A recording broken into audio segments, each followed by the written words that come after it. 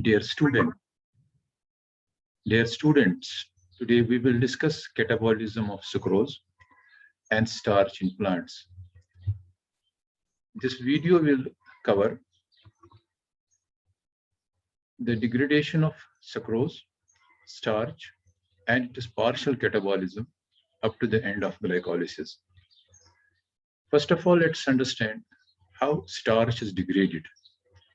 And you are well versed that starch, sucrose, they are the carbohydrates which are being synthesized within plants. Sucrose is a non-reducing disaccharide composed of glucose and fructose monomers. And you are already well versed that they are being synthesized within the cytosol of plant cells. And sucrose is a major translocated sugar in plants and is translocated to storage organs through phloem. And it is considered as a true sugar substrate for plant respiration. And first of all, you know it's made up of glucose and fructose. It is to be broken down into two monosaccharides. That is taken place by two pathways. One pathway is sucrose synthase pathway. It occurs within most plant tissues and occurs within the cytosol, where sucrose will combine with UDP in presence of sucrose synthase.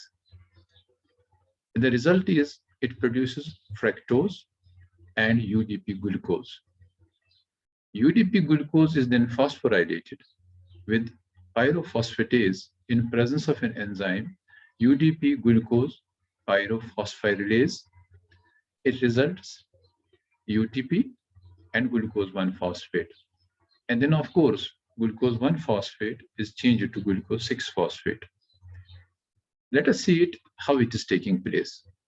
You have a sucrose as a carbohydrate for glycolysis as a substrate, and this sucrose, which is a monomer of fructose and glucose, it will be first of all separated into fructose, and in presence of UDP and enzyme sucrose synthase, there will be formation of UDP glucose, and that UDP glucose will be converted to UTP, and then in presence of pyrophosphate and UDP glucose pyrophosphorylase, there will be formation of glucose 1-phosphate. And of course, that glucose 1-phosphate which is formed under the influence of mutase enzyme, phosphoglucomutase, it will be changed to glucose 6-phosphate. So fructose will be also changed to fructose 6-phosphate. There will be a phosphorylation taking place to fructose. So we have here a product formed here from sucrose, the fructose, as well as glucose 6-phosphate. Of course, that glucose 6-phosphate will undergo isomerization reaction, and there will be formation of 2-fructose 6-phosphate. Then the rest we will see onwards. So in one pathway where sucrose synthase is there, it will be changed to fructose 6-phosphate and glucose 6-phosphate. Similarly, there is one more pathway of degradation of sucrose that's called as the invertase pathway. In some tissue, sucrose is hydrolyzed to glucose and fructose in presence of an enzyme. That enzyme is invertase. Enzyme is located within cell wall, vacuole, and cytosol. And glucose and fructose produced as phosphorylated using ATP. Reactions are irreversible. So let us see how it is taking place here. We have a sucrose at the entry point. In presence of invertase, it will be changed to fructose and glucose. Of course, glucose will be phosphorylated in presence of hexokinase. In presence of ATP, fructose will be also phosphorylated, and there will be formation of glucose 6-phosphate and fructose 6-phosphate. That means you have a glucose 6-phosphate and a fructose 6-phosphate, which of course will undergo isomerization, and there will be formation of 2 fructose 6-phosphate molecules, which will be the substrate for the further degradations.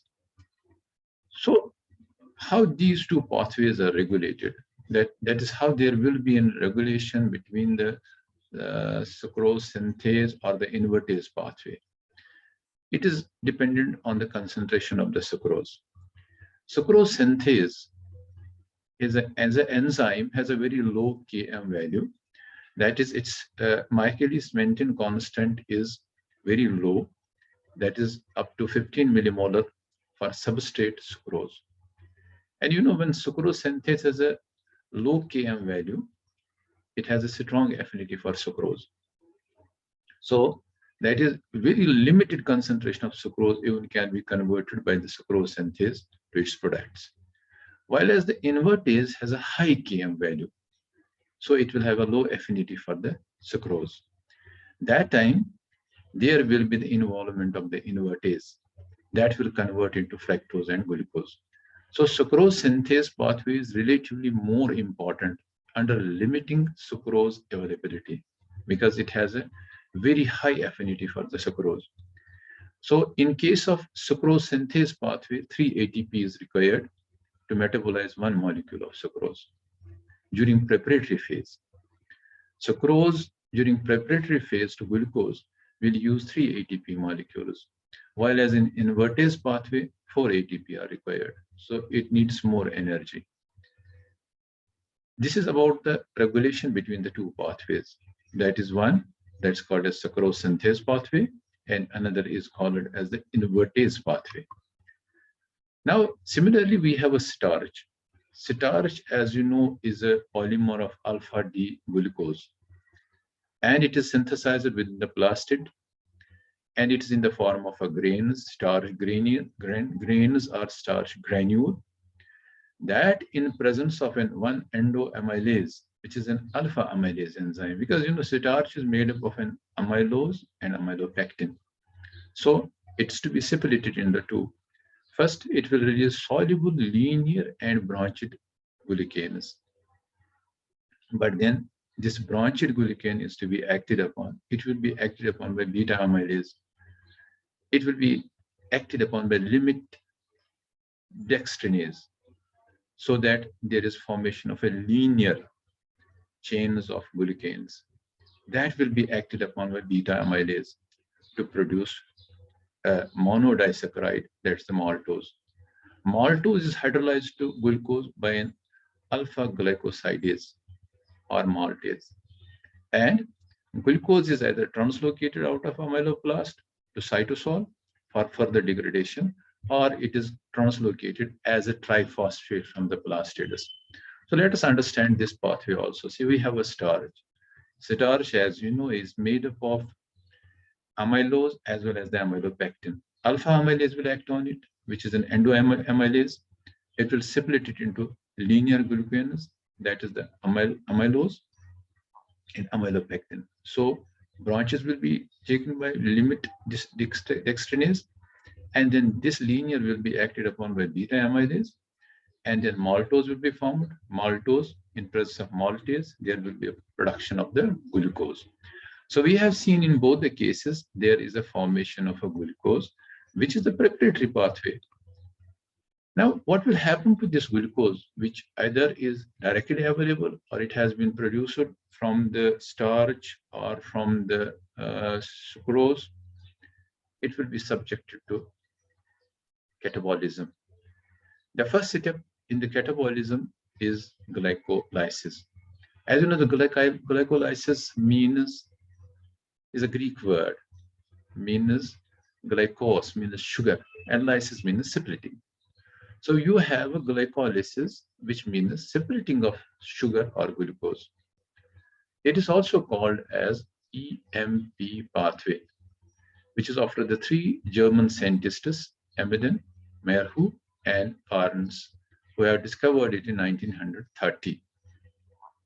So this pathway, glycolysis, is a universal process. Its occurring is a linear process. It's occurring in almost every living cell.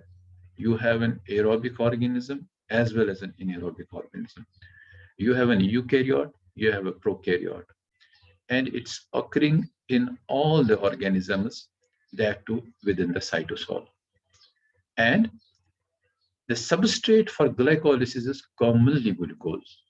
But in case of plants, you have other carbohydrates such as starch, sucrose, and other sugars, inulin. They provide substrates for glycolysis in plants. Since we have seen sucrose is degraded, starch is degraded, and then there is a formation of glucose. So sucrose is degraded into hexoses either through sucrose synthase pathway or through invertase pathway that we have already seen. Now hexose is formed there, that's the glucose 6-phosphate. Hexoses are to be phosphorylated to hexose 6-phosphate using ATP.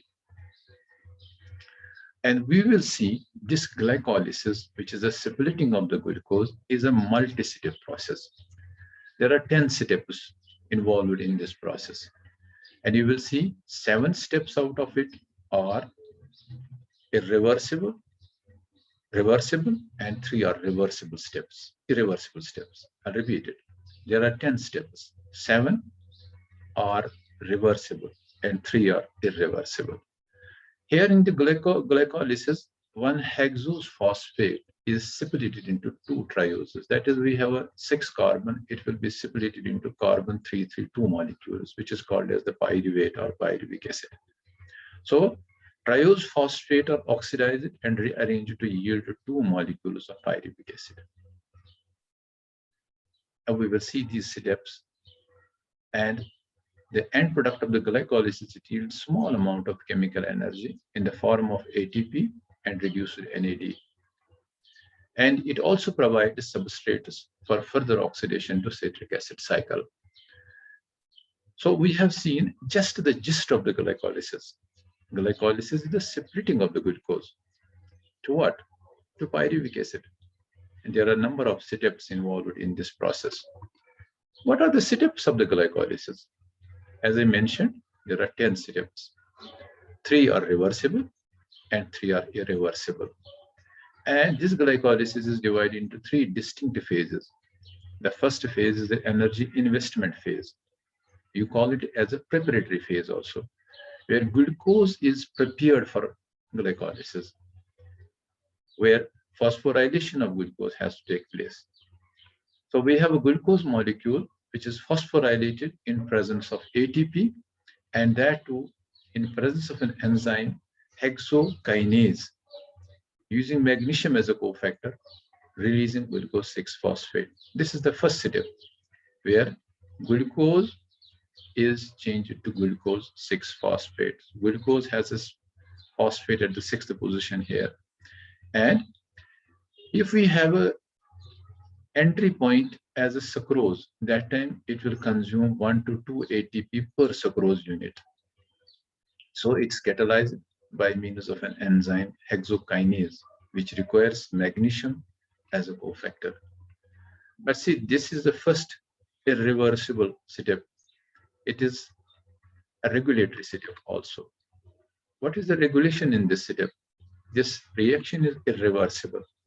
See, hexokinase is a unidirectional enzyme, and it's a key glycolytic enzyme. It plays a regulatory role in glycolysis. How? We have seen the Km value of this enzyme for glucose is very low, that is 0.1 millimolar.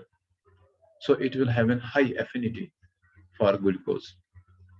When hexokinase has a high affinity for the glucose, that means glucose will be converted to glucose 6-phosphate. There will be an accumulation of the glucose 6-phosphate. So there is some regulation. When there is an accumulation of the glucose 6-phosphate, it acts as a feedback inhibitor.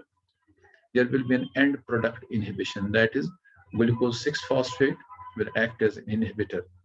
Until and unless it is used, there will be no phosphorylation of glucose to glucose 6-phosphate. So hexokinase has a very strong affinity. It will convert it, but until and unless this is used, so it will act as an inhibitor for this. So that's why there will be no reverse reaction.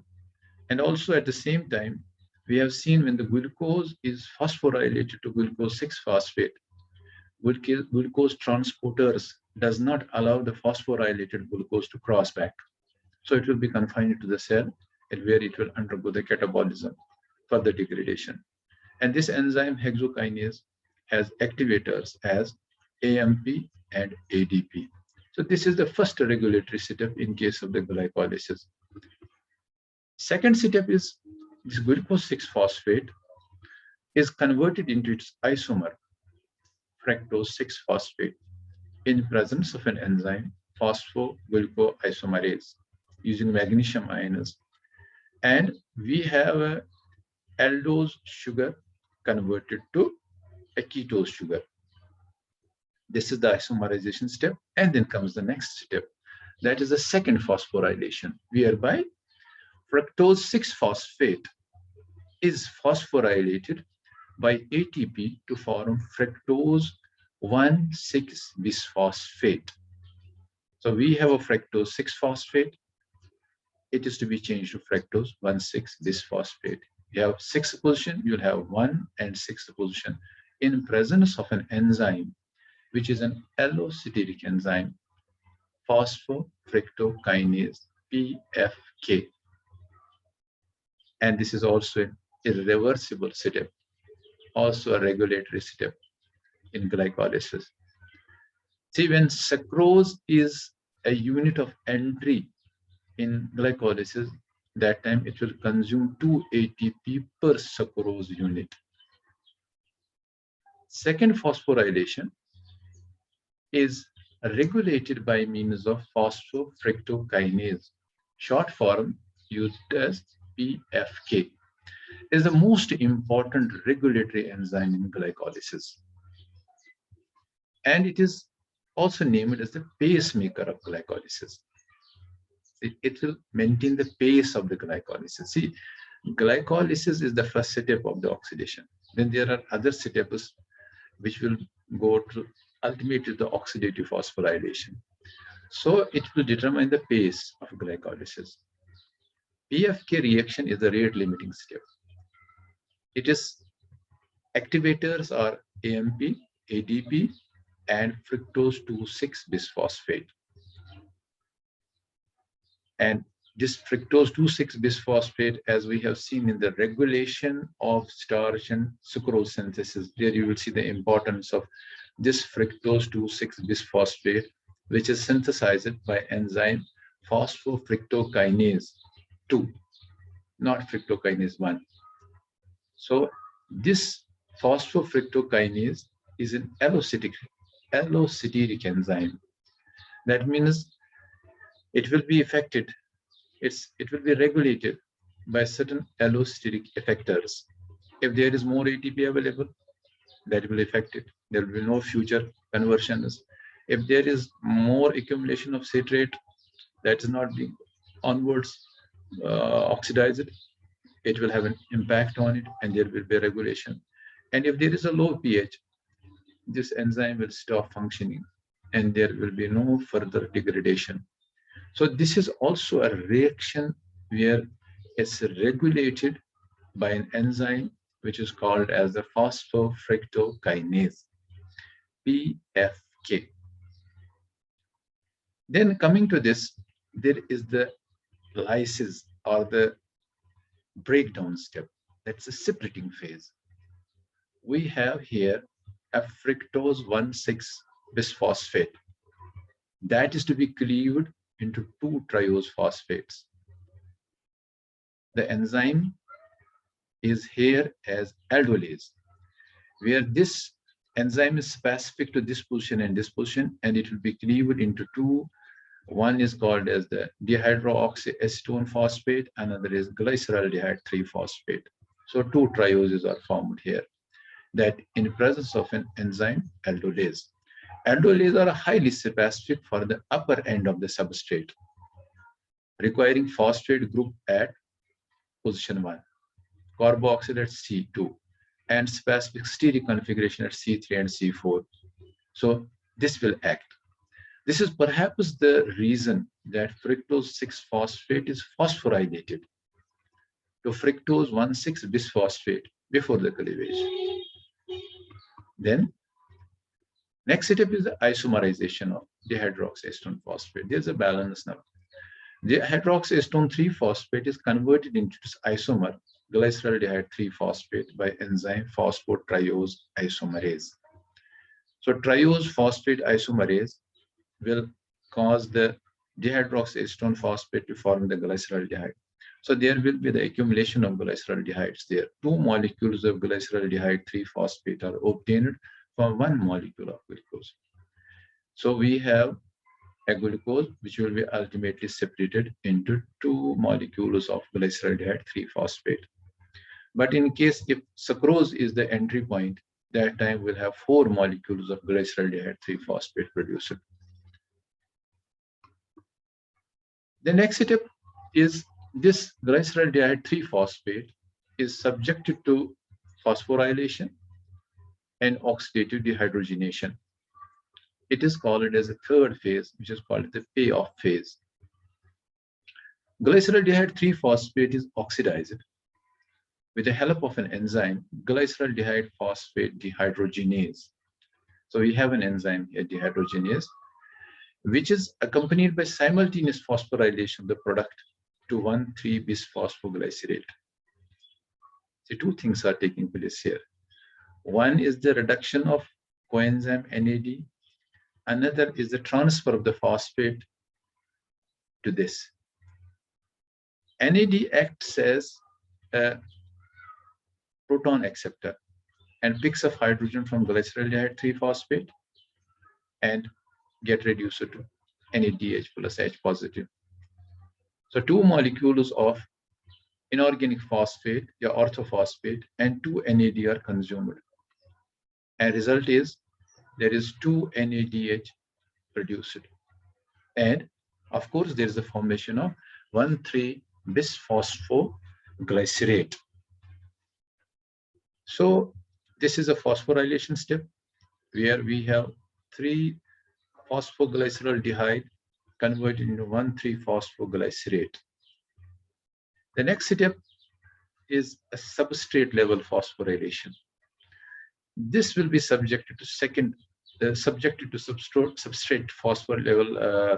level phosphorylation, where substrate will directly produce the phosphates.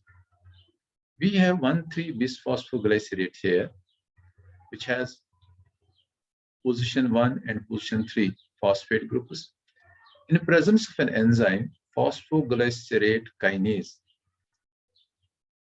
it will be converted into 3-phosphoglycerate.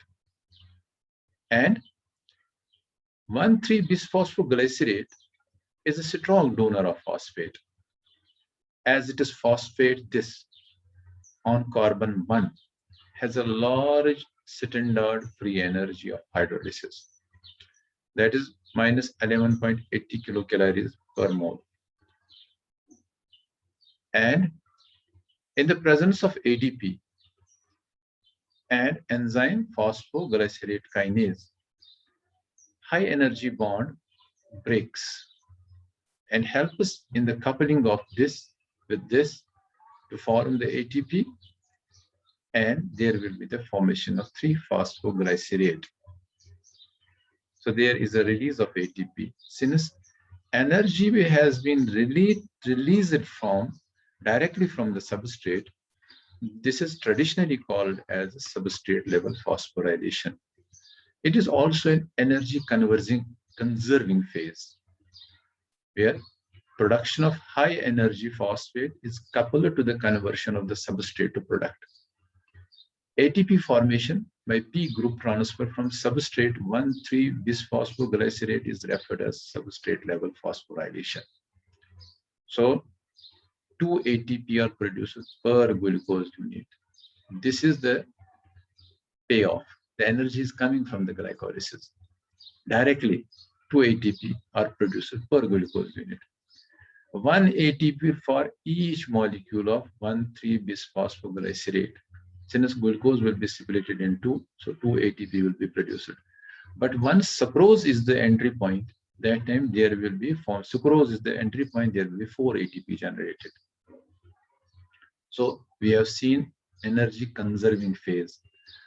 Being within the cytoplasm or the cytosol of the cell, whether aerobic or anaerobic, there's a production of the energy in the form of ATP. Then afterwards, this 3-phosphoglycerate, which is produced there, after substrate level phosphorylation, is changed to its isomer 2-phosphoglycerate. In presence of an enzyme, phosphoglycerate mutase. It uses cofactor as magnesium, and phosphate group is shifted from 3 to the 2 position, carbon 2 position, to form 2-phosphoglycerate. And then next step is the dehydration, where this 2-phosphoglycerate, in presence of an enzyme, enolase, is changed into phosphoenol pyruvate. So there is a release of elimination of water. 2 water molecules are eliminated here. This is the dehydration step, and the end product here is the phosphoenol pyruvate. What will happen to the phosphoenol pyruvate? In the next step, there will be a substrate level phosphorylation, and there will be synthesis of pyruvate also. It is the last step in glycolysis, where phosphoenol pyruvate is changed into PEP. Phosphoenol pyruvate is changed into pyruvate, a triose. And in presence of an enzyme, pyruvate kinase, that catalyzes the transfer of high energy phosphate from PEP to ADP to form ATP.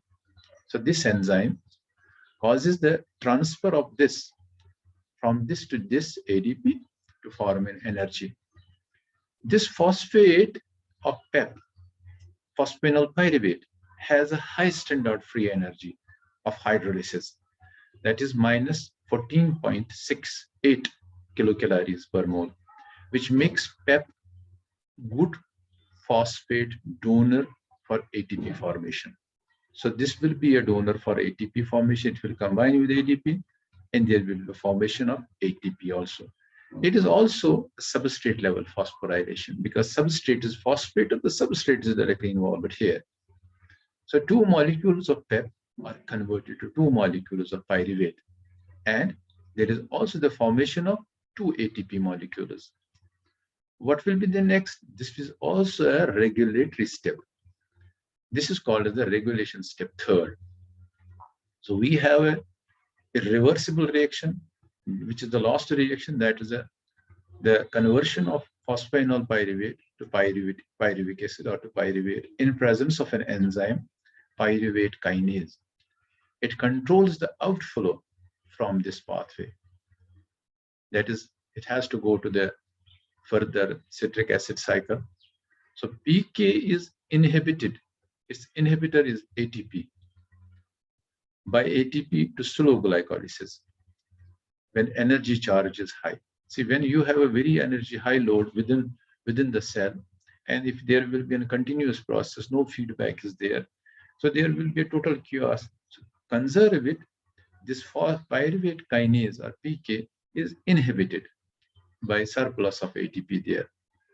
ATP, as well as if there is a acyl coenzyme producer there, they will act as an allosteric inhibitors. They will block this enzyme. So there will be no further processing. And its activators include AMP, ADP, and fructose 1,6-bisphosphate. They act as activators. It is the 3rd irreversible step, which yields 4 ATP per sucrose unit. Because we have compared when the glucose is at the entry point before the preparatory phase, when there is an sucrose, and then we have seen that here more energy will be produced when sucrose is at the entry point. At the last step, there will be more 4 ATP added to it. Now, coming to the overall reaction of the glycolysis, we have seen here in glycolysis 1 glucose with 4 ADP, with 2 ATP, with 2 NAD in presence of enzymes, it will yield 2 pyruvate plus 2 ADP plus 4 ATP plus 2 NADH and 2 water. But That is, glucose will be changed to pyruvic acid.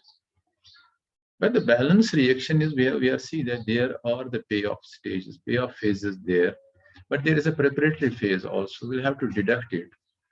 Here, one glucose with 2 ADP plus 2 inorganic phosphate plus 2 NAD will ultimately yield 2 pyruvate plus 2 ATP and 2 NAD reduced to 2 NAD.